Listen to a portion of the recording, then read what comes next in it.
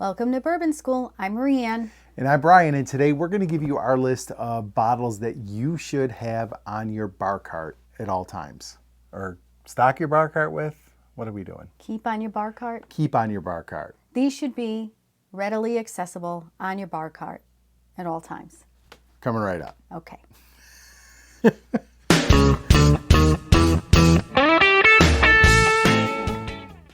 Okay, Brian, so you came up with this idea. We like to do lists on the channel. Correction. I stole this idea from TikTok. Oh. Thank you, TikTok. Yes. We have been increasingly more fanish of the TikToks lately. Yeah, oh yeah. Mm-hmm. We buy stuff on the TikTok. I buy stuff on the TikTok shop all the We're time. We're finding cocktail recipes on the TikTok. Great new ideas for holiday dinner that we have coming up with our friends. Yep. I love it. I love Absolutely. The TikTok. I like that it's different all the time. So let's talk about a bar cart real quick. Sure. Because not everybody, you might not have a bar cart. You might have your collection at the ready whenever. But when we do these videos, we're in our basement. In the basement. Yeah. So when this isn't the studio here, it is. We've got some nice chairs, and it's like a little bourbon lounge. Mm-hmm. We don't come down here every night to drink bourbon. No. So we've got a bar cart upstairs in our living room, like between our living room and our kitchen. So when we have people over and we're entertaining, we have all the alcohol. Accessible. Yes, it's all right there. And then, of course, if Brian wants to give something special or something different to our guests, he will come downstairs. Of course. But these are the sometimes things. the gentlemen will come down to the bourbon room and drink like gentlemen do. Okay, moving on. These are the things that we keep upstairs. Right. Pretty handy. Or, as a matter of fact, we actually don't have all of these on hand right now. We don't, but this is kind of a list, and for our bar cart and shelves, because I'll show you a picture kind of how our bar cart and our shelves are set up. But I rotate stuff on and off the shelves. But I think now that I kind of gave this topic some thought, and came up with these categories, I'm probably going to keep this as this is how I'm going to keep my bar cart, and I will always have something in one of these categories on the bar cart. Your list or my list? No, it's just whatever we have. Like right now, I've got a mixer up there, and it's not either one of these. So you want to have a mixer, Yes. I see, okay. So here's what we got. I came up with 5 categories. We've got a mixer. Yeah. We've got a training wheels bourbon, a banger, an old man, and a fancy pour. So I think with this is kind of like, maybe you don't have a collection and you just want to get kind of a starter to keep on hand, what's a good variety of bourbons. These are 5 good bourbons. Yep. And I think we both have good lists. 5 good bourbons to keep on your bar cart, or even to kind of start your collection. Yeah. To start a variety. Yes. Okay. And I, as a new bourbon drinker, which I'm not that new anymore, but I thought back to things that I really liked when I was starting out. All right. So our first category is a mixer. So what is the mixer that you are putting on your bar cart? For me, it's the Old Forester 100. Okay. I like it. I do too. It's now you can mix it. You should mix it. Yeah. But it is also a good sipper. It's versatile. Yes. Yeah. Yep. That's it? That's all I really have to say. Do you want me to say more? No, that's fine. I'll get more into it. There's other things I want to say about other ones, but that's really all I have to say about a mixer. Okay. My mixer is going to be Evan Williams Bottled in Bond. There's nothing wrong with, if I had an Old Forester 100, I'd put it on the cart. But I picked Evan Williams Bottled in Bond. It's cheap. It's like $25 for a liter. Yep. It's full flavored. And it's bottled in bond, so it's 100 proof. We both picked 100 proofers because that's kind of where we like to start with mixers. Yes, and you want to taste your bourbon in your cocktail. So yeah, Evan Williams Bottled in Bond, it's the white label, and it's a perfect mixer. I don't sip it as much. I wouldn't say it is as versatile as your Old Forester. But I do enjoy making cocktails with Evan Williams Bottled in Bond. I was going to pick the Evan Williams, and Brian stole it. Well, actually, he had it first, so. Great minds think alike. Oh. That's nice. All right, what do you have for training wheels? Okay, my training wheels is, I actually had a different one, but then I was actually looking up at our shelf upstairs, and I thought this was a good one. Redwood Empire Pipe Dream, and I'll tell you why I picked something different. My original was going to be Maker's Mark. Yes. And it's a fine training And I was going to go with Maker's Mark too, but I'm more pleased with the one I picked. Sorry. I'll tell you why I like this.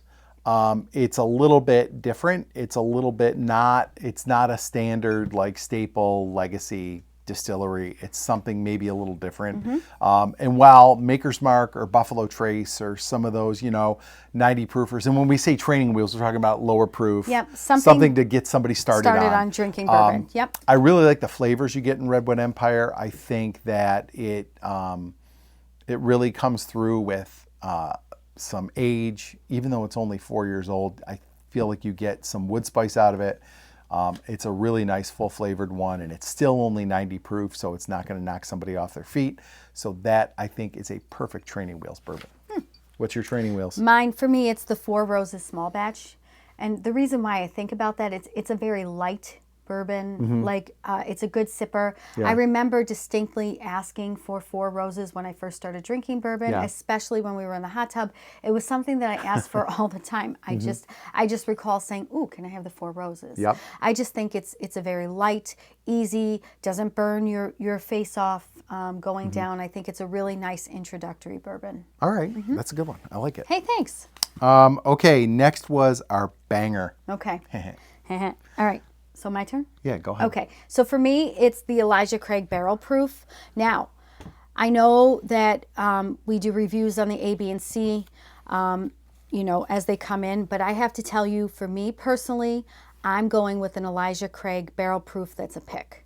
Because those are not consistent. The A, B, and C are not consistent. You're not getting... They're different batch. Yes. For sure, batch to batch. But I think when you get...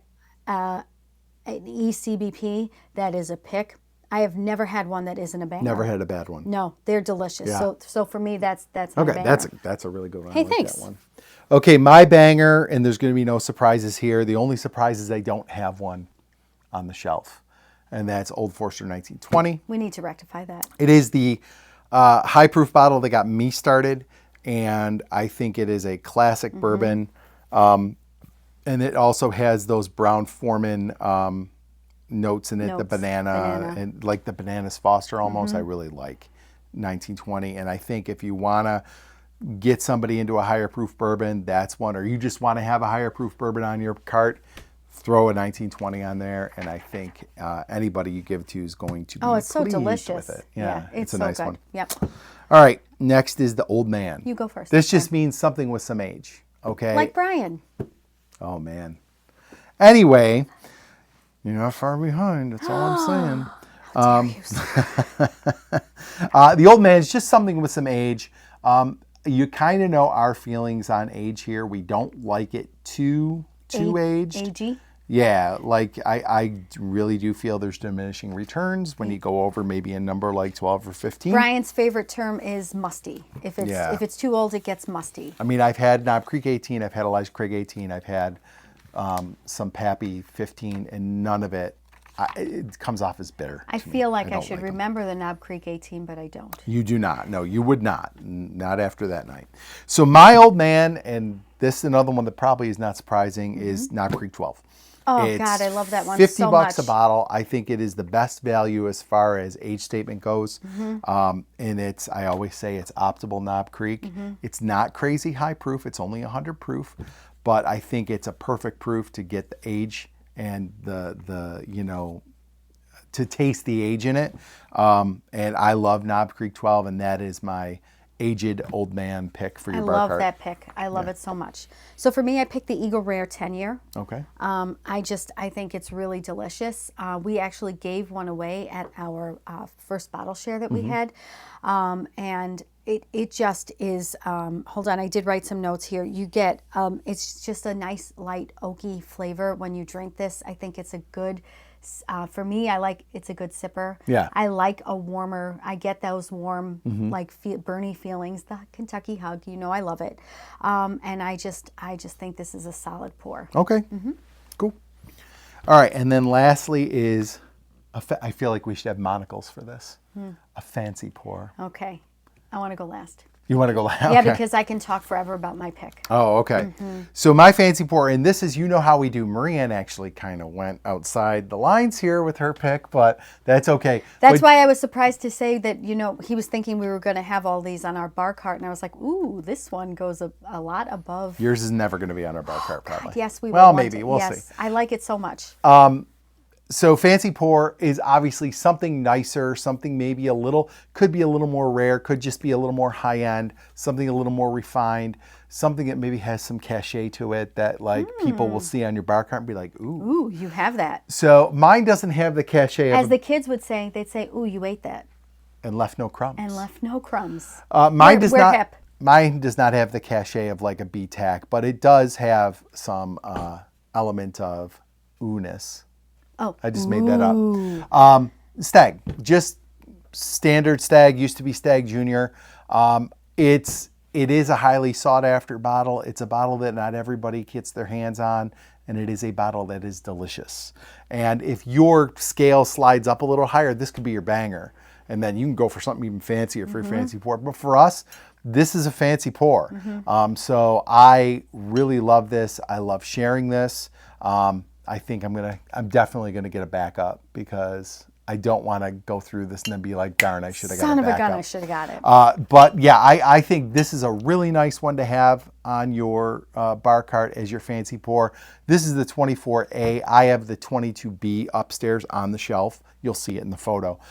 So I'm So you have one upstairs. I do, but there's like that much left. Okay, So okay. it's almost gone. I definitely need a backup. So that's Okay. what's happening Saturday at the raffle. I'm going for one right. of those. Go, fancy. So for me, it's the Woodford Reserve Masters Collection. Yeah. Okay. We talked about this. Brian and I actually did a review of this. Yes, we did. And actually, I wish we had some. We don't. I know. No, we had a sample from Bob. I know, from so- Bob. Okay, so Bob opened this. Hi, Bob. When we went over to his house and had a fire, he actually bought it with me at the last raffle we were at. And my goodness, was it was scrumptious. There isn't enough words I could say. It reminded me of Christmas. I got those cinnamon, clove, like a spice cookie flavor. It made me warm. It made me happy. We just put the village up. It's right behind us here. If I had some of that, I would turn my village on. I would sit under a blanket and I would sip that thing so gently, like I would savor gently. it. Yes, because I wouldn't want it to go away because it is just so freaking delicious. I cannot say enough about that. I think that might be my bourbon of the year. Yeah. If it, and I'll tell you this, and we said this on our review.